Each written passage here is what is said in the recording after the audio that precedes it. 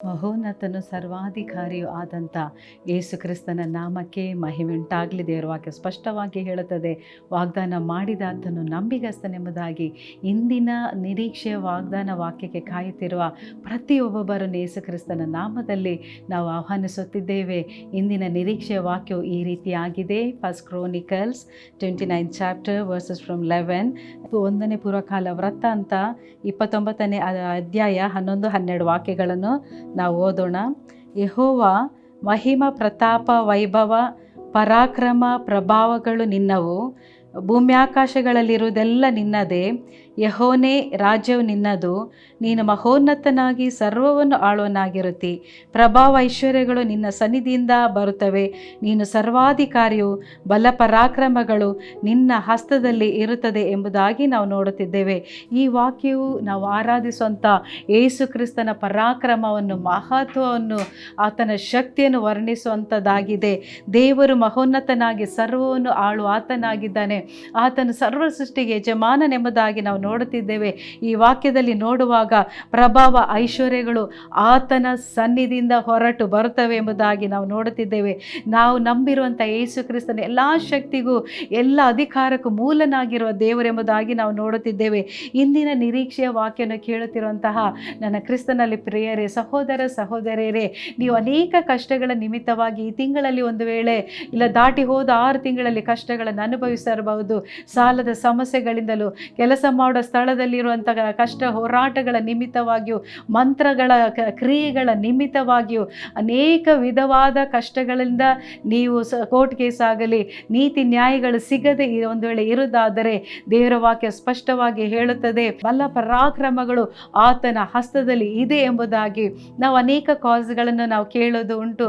ಅನೇಕರು ಕಷ್ಟಗಳು ಬರುವಾಗ, ಹೋರಾಟಗಳು ಬರುವಾಗ ದೇವರನ್ನು ನೋಡದೆ ಮನುಷ್ಯರನ್ನು, ಐಶ್ವರ್ಯವಂತರನ್ನು, ಸಂಬಂಧಿಕರ ಇವರು ತುಂಬ ಐಶ್ವರ್ಯವಂತರು, ತುಂಬ ಸಂಪಾದನೆ ಇದೆ ಎಂಬುದಾಗಿ ಅವರ ಹತ್ರ ಹೋಗಿ ನಾವು ಸಹಾಯವನ್ನು ಕೇಳುತ್ತೇವೆ.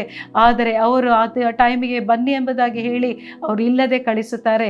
ನಮ್ಮ ದೃಷ್ಟಿ ಇವತ್ತಿನ ದಿವಸದಲ್ಲಿ ಎಲ್ಲಿದೆ ಎಂಬುದಾಗಿ ನಾವು ನೋಡೋದಾದರೆ, ಆಕಾಶವನ್ನು, ಅದರ ಪ್ರಭಾವವನ್ನು ನೋಡೋದಾದರೆ, ಸೂರ್ಯ ಚಂದ್ರ ನಕ್ಷತ್ರಗಳು, ಸಮುದ್ರ ಜಲಾಚರಗಳು, ಭೂಮಿಯ ಅದರ ಎಲ್ಲವನ್ನು ಸರ್ವವನ್ನು ಆಳುವಂತಹ, ಉಂಟು ಮಾಡಿದಂತಹ ದೇವರ ಸನ್ನಿಧಾನದಿಂದ ನಮಗೆ ಎಲ್ಲ ಸಹಾಯಗಳು ಬರುತ್ತದೆ ಎಂಬುದಾಗಿ ನೋಡುತ್ತಿದ್ದೇವೆ.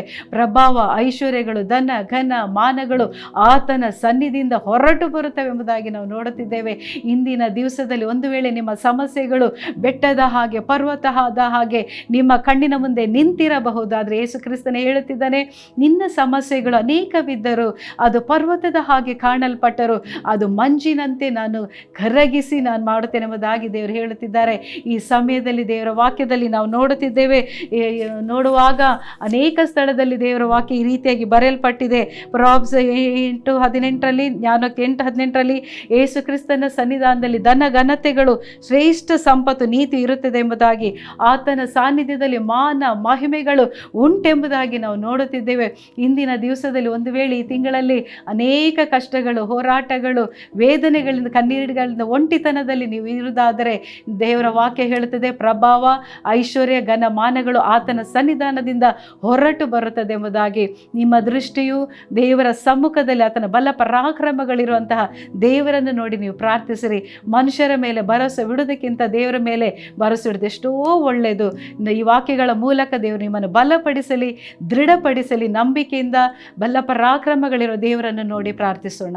ಮಹಾಪ್ರೀತಿಯುಳ್ಳ ತಂದೆಯಾದ ದೇವರೇ, ಈ ಸಮಯದಲ್ಲಿ ಕರ್ತನೆ ಅಪ್ಪ, ನಿನ್ನ ಪಾದಗಳ ಬಳಿಯಲ್ಲಿ ನಾವು ಬರುತ್ತಿದ್ದೇವೆ. ಯೇಸುವೆ, 6 ತಿಂಗಳು ದಾಟಿದ್ದು 7 ತಿಂಗಳ ಕೊನೆಯ ದಿವಸದಲ್ಲಿ ನಾವು ಬರುವಂತೆ ನೀನು ಮಾಡಿದಕ್ಕಾಗಿ ಸ್ತೋತ್ರ. ನೀವು ನಮ್ಮನ್ನು ಕಾಪಾಡಿದಕ್ಕಾಗಿ ಸ್ತೋತ್ರ. ನಮ್ಮೆಲ್ಲ ಅವಶ್ಯಕತೆಗಳನ್ನು ಪೂರೈಸಿದ್ದಕ್ಕಾಗಿ ಸ್ತೋತ್ರ ಯೇಸಪ್ಪ. ತಂದೆಯಾದ ದೇವರು, ಒಂದು ವೇಳೆ ಅವರ ಜೀವಿತದಲ್ಲಿ ಅನೇಕ ಕಷ್ಟಗಳು, ಬಳಲಿ ಸೋತು ಹೋಗಿರಬಹುದಪ್ಪ.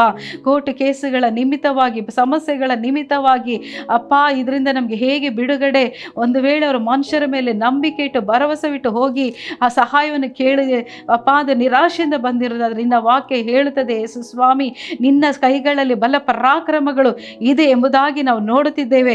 ನಿನ್ನ ಸಾನ್ನಿಧ್ಯದಲ್ಲಿ ಮಾನ ಮಹಿಮೆಗಳಿದೆ ಎಂಬುದಾಗಿ ನಾವು ನೋಡುತ್ತಿದ್ದೇವೆ.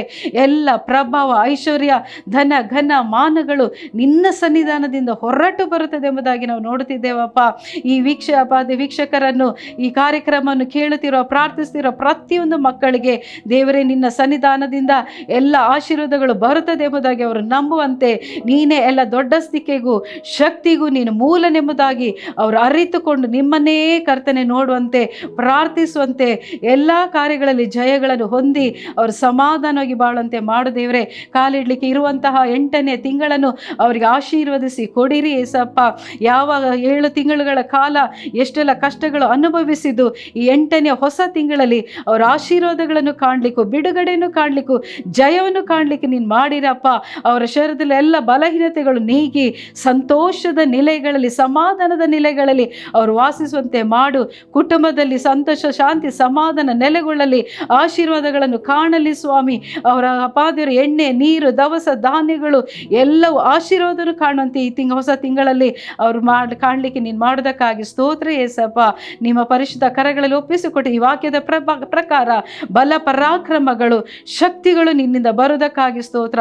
ಎಲ್ಲರ ಸಮಸ್ಯೆಗಳು ನೀಗಿ ಆಶೀರ್ವಾದನ ಬಾಳಲಿ ಎಂಬುದಾಗಿ ನಜರೇತಿನ ಯೇಸು ಕ್ರಿಸ್ತನ ನಾಮದಲ್ಲಿ ಅವರನ್ನು ಆಶೀರ್ವದಿಸುತ್ತಿದ್ದೇನೆ ಪ್ರೀತಿಯುಳ್ಳ ತಂದೆ, ಆಮೇನ್.